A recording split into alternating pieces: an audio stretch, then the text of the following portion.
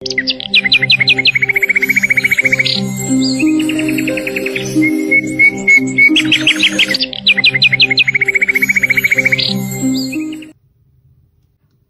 Everyone, ಮತ್ತೊಮ್ಮೆ crayons ಟಾರೋಗೆ ಸ್ವಾಗತ.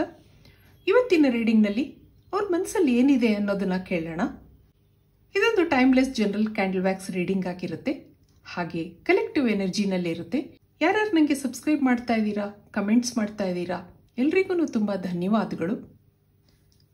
ಈಗ ಏನು ಬರುತ್ತೆ ನೋಡೋಣ. ಅವ್ರ ಮನಸ್ಸಲ್ಲಿ ಏನಿರಬಹುದು, ಏನು ರೀಡಿಂಗ್ ಬರುತ್ತೆ ನೋಡೋಣ. ದೇವ್ರನ್ನ ನೆನೆಸ್ಕೊಳ್ಳಿ, ಹಾಗೆ ನೀವು ಇಷ್ಟಪಡ್ತಾ ಇರುವ ವ್ಯಕ್ತಿನೂ ನೆನೆಸ್ಕೊಳ್ಳಿ. ಯೂನಿವರ್ಸ್, ಏಂಜಲ್ಸ್ ಗೈಡ್ ಮಾಡಿ. ಇಲ್ಲೇನೋ ಅನ್ಎಕ್ಸ್ಪೆಕ್ಟೆಡ್ ಎನರ್ಜಿ ಬರ್ತಾ ಇದೆ. ಮೀಟ್ ಆಗಿದ್ದೀರಾ. ಈ ಸಿಚುವೇಶನ್ನಲ್ಲಿ ಈ ಫ್ರೆಂಡ್ಶಿಪ್ ಅಕ್ಸೆಪ್ಟ್ ಮಾಡ್ಕೊಳ್ಳೋಕೆ ನಿಮಗೆ ಖಂಡಿತ ಇಷ್ಟ ಇರಲಿಲ್ಲ. All of A sudden feelings develop ಆಗಿದೆ, ಇಂಟೆನ್ಸ್ ಫೀಲಿಂಗ್ಸ್ ಕ್ರಿಯೇಟ್ ಆಗಿದೆ. ಇದೆಲ್ಲ ಅನ್ಎಕ್ಸ್ಪೆಕ್ಟೆಡ್ ಆಗಿ ಶುರು ಆಗಿದೆ.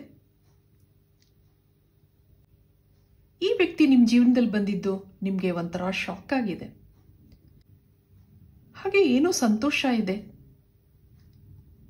ಅವರ ಆಕರ್ಷಕ ವ್ಯಕ್ತಿತ್ವ, ಮಾತುಕತೆ, ಹೀಗೆ ನೀವು ಅವರಲ್ಲಿ ಅಟ್ರಾಕ್ಟ್ ಆಗಿದ್ದೀರಾ.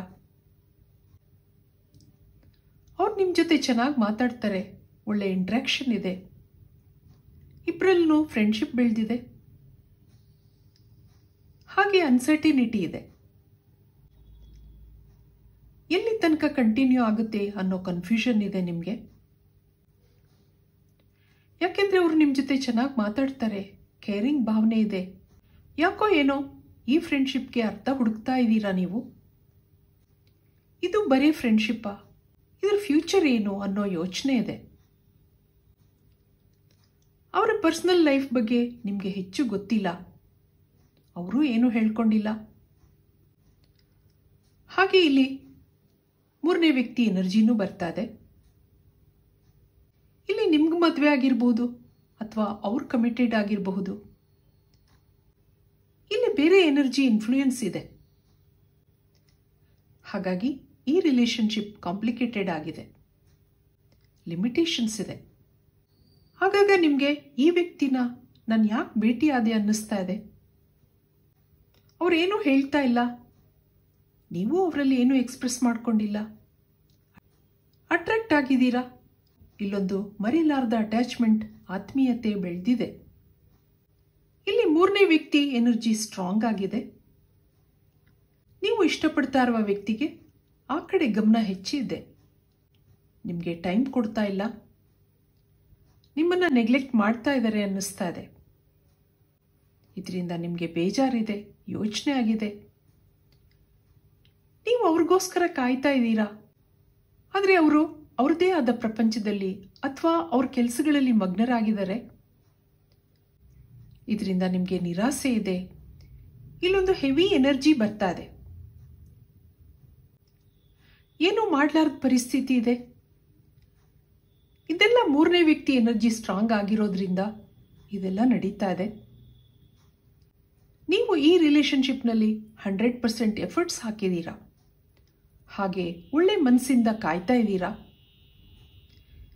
ಇಲ್ಲಿ ನಿಮಗೆ ಸಂತೋಷಕ್ಕಿಂತ ಹೆಚ್ಚಾಗಿ ಆತಂಕ ಇದೆ. ನಿಮ್ಗೇನು ಸಿಗಬೇಕು ಅದು ಸಿಗ್ತಾ ಇಲ್ಲ ಅನ್ನೋದಿದೆ. ಇದು ಹೀಗೆ ಮೊದಲಿಂದನೂ ನಡೀತಾ ಇದೆ. ಅದರ ಕಾರಣಗಳು ಬೇರೆ ಬೇರೆ ಇರಬಹುದು. ನೀವೇನು ನಿರೀಕ್ಷೆ ಮಾಡ್ತಾ ಇದ್ದೀರಾ ಅದು ಯಾವಾಗಲೂ ನಿಮಗೆ ಸಿಕ್ಕಿಲ್ಲ. ಇಲ್ಲಿ ಒನ್ ವೇ ಅನ್ನಿಸ್ತಾ ಇದೆ. ಒಂದೊಂದ್ಸರಿ ನಿಮ್ಮ ಲಾಜಿಕಲ್ ಮೈಂಡು ಗಿವ್ ಅಪ್ ಮಾಡು ಅಂತ ಹೇಳಿದ್ರೆ ಇಮೋಷನಲ್ ಆಗಿದ್ದೀರಾ. ಈ ವ್ಯಕ್ತಿಯ ನೆನಪುಗಳು ಅಷ್ಟು ಸುಲಭವಾಗಿ ಮರೆಯೋಕ್ಕಾಗ್ತಾ ಇಲ್ಲ ಅನ್ನೋದಿದೆ. ಮುಂದೆ ಸರಿಯಾಗಬಹುದು ಅನ್ನೋ ಹೋಪ್ಸ್ ಇಟ್ಕೊಂಡಿದ್ದೀರಾ. ಇಲ್ಲಿ ಅವರು ನಿಮಗೆ ಒಳ್ಳೆ ಫ್ರೆಂಡ್ ಇರಬಹುದು, ಕಲೀಗ್ ಅಥವಾ ರಿಲೇಟಿವ್ ಇರಬಹುದು. ಇಲ್ಲಿ ಅಂಥ ರೊಮ್ಯಾಂಟಿಕ್ ಫೀಲಿಂಗ್ಸ್ ಇಲ್ದಿದ್ರು ಏನೋ ಸ್ಟ್ರಾಂಗ್ ಅಟ್ರಾಕ್ಷನ್ ಕಾಣ್ತಿದೆ. ಹಾಗೆ ಮಿಕ್ಸ್ಡ್ ಫೀಲಿಂಗ್ಸ್ ಇದೆ, ಹ್ಯಾಪಿನೆಸ್ ಇದೆ, ಹಾಗೆ ಗಿಲ್ಟ್, ಫಿಯರ್ ಸಹ ಇದೆ. ಈ ವ್ಯಕ್ತಿನ ನೆನೆಸ್ಕೊಂಡಾಗ ಹ್ಯಾಪಿನೆಸ್ ಇದೆ, ಮುಖದಲ್ಲಿ ನಗು ಅರಳುತ್ತೆ. ಹಾಗೆ ಗಿಲ್ಟ್, ಫಿಯರ್, ಆ ನೆಗೆಟಿವ್ ಫೀಲಿಂಗ್ ಸಹ ಇದೆ. ಯಾಕೆಂದ್ರೆ ಅವರು ನಿಮ್ಮನ್ನ ಒಳ್ಳೆ ಫ್ರೆಂಡ್ ಥರ ಅನ್ಕೊಂಡಿರಬಹುದು. ನೀವು ಹೆಚ್ಚು ಆ ವ್ಯಕ್ತಿಗೆ ಕನೆಕ್ಟ್ ಆಗಿದ್ದೀರಾ. ಇಲ್ಲಿ ನಿಮ್ಮ ಇನ್ವಾಲ್ವ್ಮೆಂಟ್ ಜಾಸ್ತಿ ಇದೆ ಅನ್ನಿಸ್ತಿದೆ. ಆಗಾಗ ನೀವು ಅವ್ರ ಗಮನ ಸೆಳೆಯೋಕೆ ಪ್ರಯತ್ನ ಮಾಡ್ತೀರಾ. ಅವ್ರು ಮಾತ್ರ ಅವ್ರ ಕಾನ್ಸಂಟ್ರೇಷನ್ ಎಲ್ಲ ಅವ್ರ ಡೆವಲಪ್ಮೆಂಟ್ಸ್ ಕಡೆ ಇದೆ. ಇವರು ಸೆಲ್ಫ್ ಸೆಂಟರ್ಡ್ ಅನ್ನಿಸ್ತಾ ಇದೆ. ಈಗೀಗ ಅವರು ನಿಮ್ಮನ್ನ ನೆಗ್ಲೆಕ್ಟ್ ಮಾಡ್ತಾ ಇದ್ದಾರೆ ಅನ್ನಿಸ್ತಾ ಇದೆ ನಿಮಗೆ. ಅವ್ರಿಗೆ ಇನ್ನೂ ಹೆಚ್ಚು ಫ್ರೆಂಡ್ಸ್ ಇರಬಹುದು, ನ್ಯೂ ಕನೆಕ್ಷನ್ಸ್ ಇರಬಹುದು, ಹಾಗೂ ಅನ್ಕೋತಾ ಇದ್ದೀರಾ. ಇದರಿಂದ ನಿಮಗೆ ಇನ್ಸೆಕ್ಯೂರಿಟಿ ಆಗಿದೆ. ಇದು ಇಷ್ಟಕ್ಕೆ ಮುಗಿದೋಯ್ತಾ ಅನ್ನಿಸ್ತಾ ಇದೆ ನಿಮಗೆ. ಈಗೀಗ ಅವ್ರು ಯಾಕೋ ಡಿಸ್ಟರ್ಬ್ ಆಗಿದ್ದಾರೆ ಅನ್ನಿಸ್ತಾ ಇದೆ ನಿಮಗೆ. ಹೆಚ್ಚು ಕಾಲ್ ಇಲ್ಲ, ಮೆಸೇಜ್ ಇಲ್ಲ. ಆದರೂ ಇದನ್ನೆಲ್ಲ ಸಪ್ರೆಸ್ ಮಾಡ್ಕೊಂಡಿದ್ದೀರಾ. ನಿಮ್ಮ ಕೆಲಸದ ಕಡೆ ಗಮನ ಕೊಡ್ತಾ ಇದ್ದೀರಾ. ನೀವಿಲ್ಲಿ ಯಾರ ಬಗ್ಗೆ ಹೆಚ್ಚು ಯೋಚನೆ ಮಾಡ್ತಾ ಇದ್ದೀರಾ. ಅವ್ರಿಗೆ ನಿಮ್ಮ ಬಗ್ಗೆ ಪರಿವೇನೇ ಇಲ್ಲ, ಗಮನ ಇಲ್ಲ. ಅವ್ರು ಇನ್ಯಾರನ್ನೋ ಇಷ್ಟಪಡ್ತಾ ಇರಬಹುದು ಅನ್ನಿಸ್ತಾ ಇದೆ.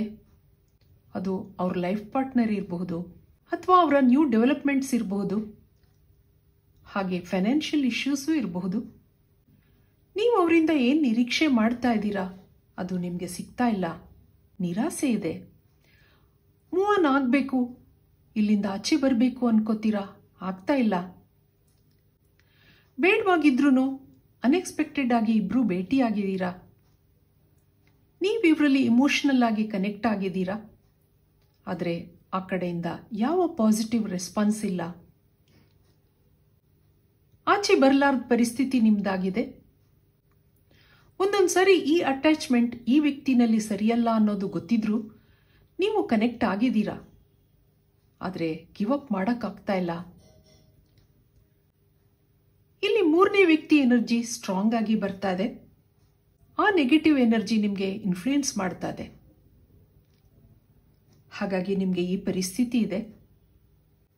ಅವರನ್ನು ನಿಮ್ಮಿಂದ ಬ್ಲಾಕ್ ಮಾಡ್ತಿದೆ.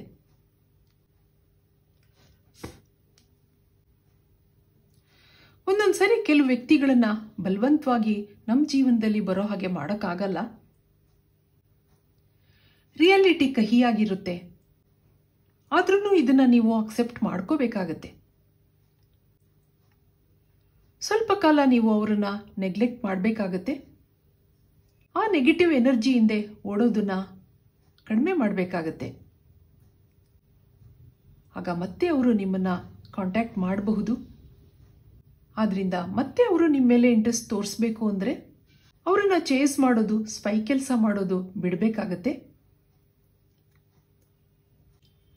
ನಿಮ್ಮ ಸೈಲೆಂಟ್ ಎನರ್ಜಿ ಅವ್ರಿಗೂ ಗೊತ್ತಾಗುತ್ತೆ. ಇಲ್ಲೊಂದು ಕಾರ್ಮಿಕ್ ಎನರ್ಜಿ ಇದೆ.